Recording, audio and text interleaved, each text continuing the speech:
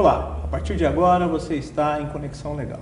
Gostaria de agradecer os e-mails que nós recebemos no lp@leandropinto.es, você que nos enviou pauta de programa, sugestões a respeito do nosso programa, ou até mesmo perguntas para o IDC, o Instituto Internacional de Direito Comparado, nosso muito obrigado. Se nós não devolvemos ainda um e-mail para você com a resposta, não se preocupe, é que o número é imenso de e-mails, nós estamos revisando esses e-mails, terminando de lê-los e mandaremos para você a resposta muito em breve. Meu muito obrigado por participar e fazer com que o nosso Instituto cresça a cada dia. O livro de hoje, aliás, para aqueles que estão vendo nosso programa pela primeira vez, nós aqui temos o costume de sortear ao final do mês 4 livros, que são os livros da semana. 4 ou 5, dependendo do mês. Então, você aí de casa, ingresse lá no nosso site, o idc.org.br, faça o seu cadastro e concorra aos livros aqui do nosso Instituto. O intuito do IDC é justamente disseminar o direito. E para isso, nós usamos aqui vários institutos, que é um deles a distribuição de livros. O livro de hoje é do professor Mangabeira, inclusive o livro da semana passada foi do professor Mangabeira, até porque nós temos vários livros dele, e esse livro é muito interessante, é o Law in Modern Society. Ele fala a respeito do contrato social, né? E qual é hoje, inserido no nosso contexto, a ideia de contrato social. Então eu indico a leitura e nós vamos estar, você vai estar concorrendo a esse livro. Então entre lá no nosso Twitter também, o @LeandroPinto_, para você também concorrer. Hoje nós estamos estreando, aliás, uma série de 3 programas com o advogado Renato Opsi-Blum. Nós vamos falar um pouquinho a respeito da internet. O primeiro programa vai ser a respeito da regulação da internet. O segundo programa vai falar um pouquinho de redes sociais e qual é o futuro das redes sociais e da própria internet. E no terceiro e último programa nós vamos fazer um apanhado geral sobre a internet, né? Eu acho que isso é muito proveitoso, principalmente para a época que nós estamos. Então, com vocês, Dr. Renato Opsi-Blum. Bom dia, doutor. Bom dia, muito obrigado. Boa tarde, boa noite, dependendo do horário, né, dos nossos espectadores. Na TV Justiça de manhã, nas outras afiliadas pelo dia inteiro. Então pronto. Muito obrigado pela sua presença. Prazer, uma honra estar aqui novamente aqui no nosso programa. Uma honra. Obrigado. Primeiro programa, primeiro tema, regulamentação da internet. No Brasil nós temos algumas ideias, né, alguns projetos, até uma comissão no nosso legislativo. Nos Estados Unidos alguns também dando problema. Fala um pouquinho para a gente sobre a regulamentação no Brasil e lá fora. Sabe, Leandro, talvez seja o tópico mais desafiador que nós temos hoje. Concordo. Primeira questão, a gente discute muito isso em sala de aula, inclusive, nós precisamos ter uma lei ou leis específicas regulando a internet. A internet não é apenas uma nova ferramenta, uma nova forma de se expressar. Essa é uma questão fundamental para que a gente possa desenvolver algumas ideias aqui. Então eu costumo dizer o seguinte, olha, hoje, nos comportamentos que nós adotamos hoje usando as grandes redes, ou a grande rede, talvez 95% das condutas que nós consideramos condutas erradas ou até ilegais, nós temos uma certa cobertura pela legislação brasileira em vigor. Significa dizer que 5% nós temos que legislar, criar novas condutas, como por exemplo, o acesso a um sistema, o acesso ao nosso computador, na nossa casa. Por mais absurdo que seja, até em função da nossa dependência hoje, quando alguém tenta e consegue acessar os nossos computadores mediante tentativa e erro do login da senha, a pessoa não vai entrar hoje dentro da nossa casa, ela vai entrar em mais que isso. Ela vai entrar em um dispositivo que tem muito mais coisa que a nossa própria casa. Sim. Nós temos os e-mails, nós temos documentos, fotografias, vídeos, né, de toda a natureza. Essa dependência nossa, cada dia gera mais conteúdo. Então, não seria adequado, justo e equilibrado que nós tivéssemos essa proteção? Dependência, isso é irreversível, né, Leandro? É irreversível. Então, não seria justo que nós tivéssemos uma proteção jurídica mínima para isso, para essa conduta, para esse exemplo? Me parece que sim. Às vezes até muita gente se surpreende quando eu coloco essa questão. Mas a gente não tem essa proteção, a legislação já não fecha ou já não tipifica essa conduta da invasão de um computador pela internet? E a resposta, infelizmente, é negativa. Não, por mais absurdo que possa parecer. Está aí um exemplo que nós precisamos legislar. Da mesma forma, alguém que cria um vírus. A criação, o desenvolvimento hoje do que a gente chama de código malicioso não representa uma conduta típica, né? Por mais absurdo e, novamente, por maior que seja o potencial ofensivo Você pode dano, tipificar o dano efetivo, mas não a conduta. Mas não a conduta, né? E o dano? Se a gente for tipificar o dano, quer dizer, qual o poder destrutivo de um vírus hoje? É imenso. Nos últimos vírus, as pesquisas que foram feitas e a contabilização dos prejuízos superou alguns bilhões de dólares. Aqui no Brasil, se fosse pela conduta típica do 163, que é o crime de dano, teríamos uma pena máxima de 6 meses. A pessoa não vai para a cadeia, 6 meses de detenção, não vai para a cadeia, vai o quê? Pagar uma multa ou prestar um serviço à comunidade? Sim. E aí vem a pergunta, isso é proporcional? E a teoria do desestímulo e a função inibitória da norma? Nesse caso, fica prejudicada. Mas é o que nós começamos a conversar. Precisamos, então, regulamentar? Esse é um desafio só brasileiro? Não, um desafio global. Existem uma série de dificuldades nessa regulamentação que eu entendo que é necessária para alguns pontos e alguns aspectos. Citamos 2 aqui agora, né? E nos 95%, nós já temos uma cobertura vigente, né, na legislação atual. Na minha opinião, nós temos aí uma boa cobertura de uns 60%. Temos aí que melhorar em torno de 25%, 35%. E o que é melhorar? É evoluir, né? Atualizar a legislação. E se preocupar em atualizar ela o mais rápido possível. Mas assim, isso é muito importante. Instantaneamente, como é a internet? A internet é muito rápida. Então não adianta nós criarmos uma lei hoje, porque daqui 6 meses ela vai estar obsoleta. E você tocou num ponto fundamental. O direito vem sempre após o fato. Como é que nós vamos fazer para conseguir condições mínimas para que o direito consiga vir, não na mesma velocidade, né? Seria demais, mas numa velocidade mais próxima, né? do fator fato. Fazer atualização do nosso direito? Como? Literalmente atualização, nós temos software. Eu não vou sugerir isso, né? Mas seria algo parecido. Nós temos projetos de lei que estão em tramitação no nosso Congresso há mais de 15 anos, sim, tratando o mesmo assunto. Daqui a pouco, essa discussão toda que foi feita não vai servir para nada. Então, nós temos que ter uma forma. Qual seria essa forma? Não adianta nada só nós criticarmos aqui e não trazermos soluções. Então, me parece que não tem outro jeito, a não ser que nós tenhamos especialização para esse assunto, né? Então, vamos tratar de tecnologia, vamos tratar de internet, vamos tratar de interatividade. Nós temos que ter um legislativo especializado que só vai fazer isso, para que nós tenhamos aí também um prazo específico, ou prazos mais curtos, de acordo, né, com a exigência da regulamentação, da natureza da norma. Temos que ter também judiciário especializado, juízes, varas especializadas, advogados, Ministério Público especializado, polícia especializada, já temos algumas iniciativas nesse sentido. Mas, na minha opinião, não tem outro jeito. Sim. Porque o ponto que você tocou... É muito complexo também, né? Renato, nós vamos para um rápido intervalo e já voltamos. Você aí de casa, continue conosco em Conexão Legal.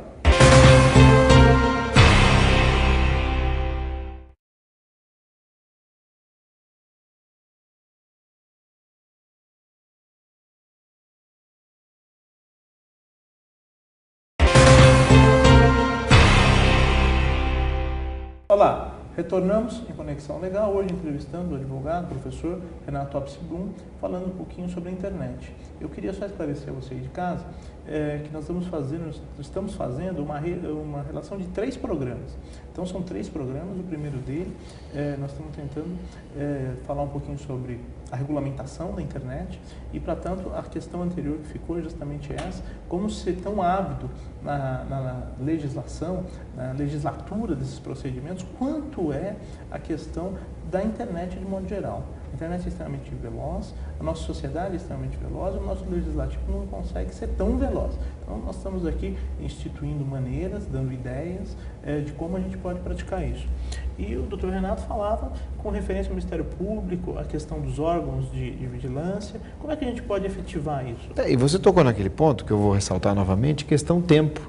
Questão do tempo é primordial. Porque a forma mais comum de você conseguir chegar à autoria, porque não adianta nada nós discutirmos aqui legislação e não tivermos formas de identificar aquele que praticou o ato ilícito. Totalmente. Então, o tempo hoje é muito importante. Isso é globalizado também, né? Pois é. Né? E hoje nós temos um componente diferente, né? Nós temos os registros, as evidências, né? Os vestígios, as pistas que ficam guardadas em sistemas. Normalmente nós chamamos isso dos servidores, né? Ou até provedores de conteúdo, dependendo do caso. E por quanto tempo essas pistas ficam guardadas? Essa seria talvez a grande questão. porque se eu tiver um prazo curto, pode ser que eu não tenha meios efetivos de identificar o autor daquele ilícito. E aí não adianta a gente continuar nem a discussão. Então, o ponto tempo, você colocou muito bem. Ou nós achamos uma forma de conseguir legislar, então, no tempo que a tecnologia nos exige, ou todo esse esforço vai por água abaixo. Agora, tem um ponto positivo, falando do ponto tempo, da questão tempo. O judiciário brasileiro, que vem tratando desse assunto com muita intensidade, até por força dos inúmeros problemas que nós temos no Brasil, tem inovado e tem procurado, inclusive, acompanhar e ter esse entendimento. Então, nós temos hoje no judiciário brasileiro em geral, prazos curtos, por exemplo, nas ordens judiciais de quebra de sigilo, que são aquelas ordens que visam identificar junto aos provedores, né, nesse caso de acesso, que forneceram acesso, essas ordens visam obrigar esses provedores a identificarem quem foram os clientes ou as pessoas ou os locais utilizados, melhor ainda, os locais utilizados. Os locais até acho que é mais para aquela simples. Prática. Mas e se o provedor está fora do Brasil? Como se efetivar essa ordem? Então, em tese, nós teríamos um problema maior, porque como brigar com uma ordem judicial brasileira, um provedor estrangeiro a cumprir uma ordem brasileira. Uma carta rogatória, algo que impraticável. Algumas soluções já foram encontradas. Explicando um pouquinho o pessoal de casa, porque a FAPESP também não possui todo esse registro, né? Hoje nós temos, na verdade, o registro dos domínios.br, que é feito pelo comitê gestor. Antigamente a FAPESP fazia, hoje é só o comitê gestor. E que, na verdade, o que o comitê gestor faz? Ele guarda os endereços, né? Quando a gente digita www.leandropinto, por exemplo, .adv.br, nem sei se existe esse domínio, mas exemplificando, na verdade a pessoa digitava lá no começo, né, digitava um número.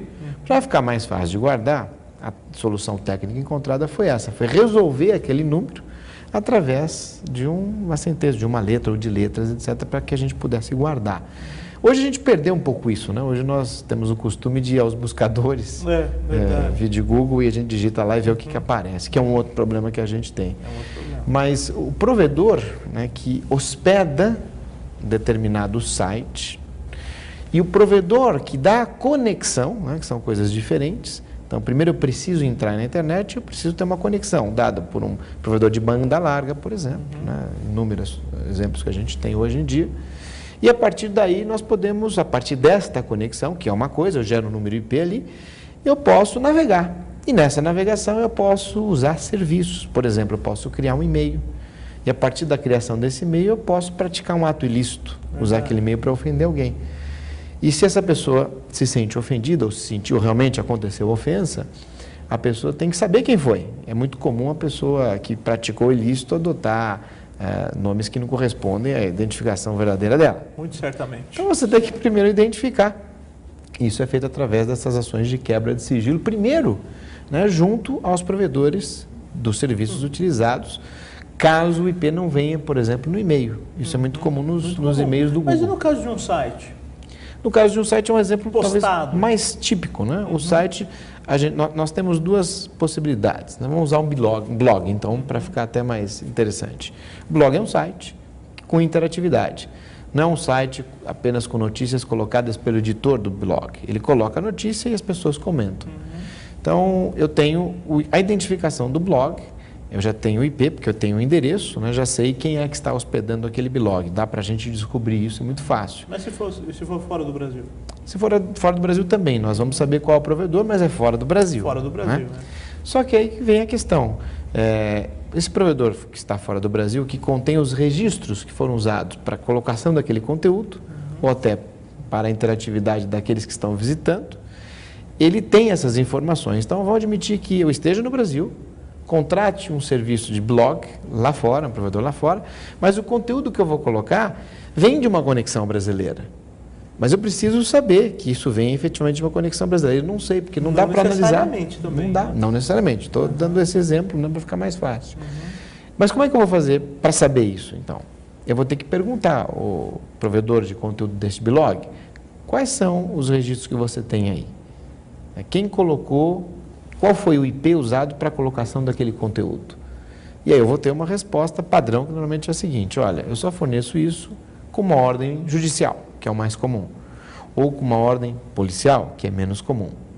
Mas ordem judicial de onde? Do país de onde está localizado o provedor, do país de onde está localizado a empresa que controla o provedor ou do país onde está localizada a vítima? O país que está localizado, o provedor, propriamente dito. Pois é. Porque às vezes a empresa que controla o provedor não está no mesmo Pois país é. do provedor.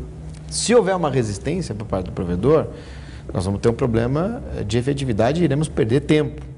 Então, na prática, em tese, teríamos que, na maior parte dos casos, contratar um advogado local ou contar com acordos de cooperação mútua, por exemplo, como o que nós temos da Polícia Federal com o FBI americano, para que, a partir daí, enfim, encontremos chances de ter o enforcement ou a execução desse pedido. Estamos falando em muito tempo. Muito tempo. Na prática, hoje, boa parte desses serviços revelam os dados com uma ordem judicial brasileira. Na prática. Mesmo os internacionais. Muitos deles. Mas pode acontecer que um dia, olha, nós não vamos mais fazer isso. E aí, como é que nós vamos resolver? A ordem do juiz brasileiro, em tese, não vai ter essa força. Sim. A própria questão da rogatória que você citou, a rogatória, hoje uma das soluções encontradas não é mais usar a rogatória. Você manda via FedEx ou Sedex, etc., e vê o que acontece. Inclusive, já tivemos casos no judiciário brasileiro em que o próprio tribunal, TRF Terceira Região, por exemplo, aceitou e recomendou esse tipo de solução, de opção, inclusive. Né? Mas a grande questão é que se ele tiver um advogado no Brasil, o advogado no Brasil derruba. Pois é. Porque ele não pode fazer isso diretamente. Então, mas até para a gente não deixar o nosso espectador aqui apreensivo, eu preciso dar a resposta, né? Mas e se houver essa resistência? Justamente. Aí nós temos que ter tratados e convenções internacionais. Talvez esse seja o grande ponto. Mas uma grande convenção internacional. Uma grande. Temos Foi isso o caso hoje. de Basileia, na questão financeira. O caso de Basileia. Né? Renato, nós vamos para um rápido intervalo e já voltamos. Você de casa, continue conosco em Conexão Legal.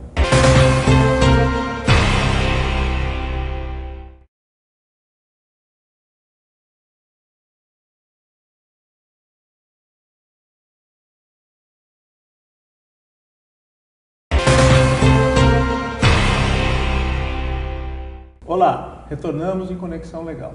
Hoje falando um pouquinho sobre os marcos da internet, sobre a regulação da internet e alertando você de casa que essa é uma série de 3 programas, este é o primeiro programa.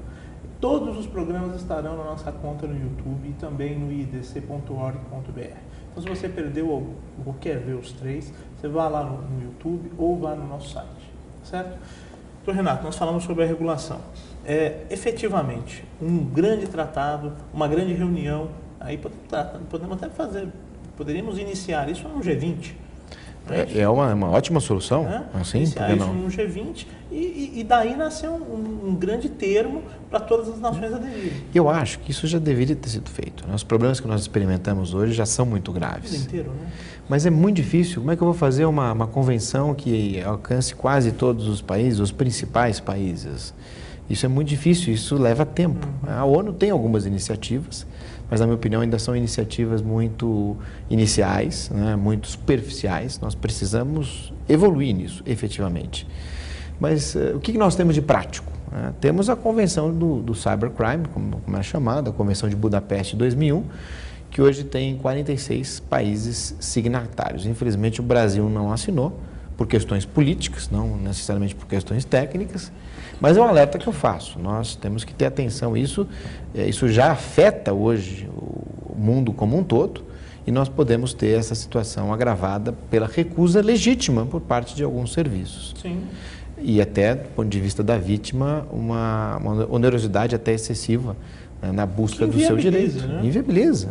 As próprias autoridades policiais têm já dificuldades hoje. O ponto positivo é que existe um certo cavalheirismo, vamos chamar assim, uma boa vontade por parte dos provedores, que eles acabam aceitando uma ordem judicial brasileira. E nós chegamos, Leandro, até certo ponto, com algumas curiosidades. Então, por exemplo, os Estados Unidos, que tem a primeira emenda, que garante, né, de forma muito efetiva e muito densa, né, contundente, a liberdade de expressão.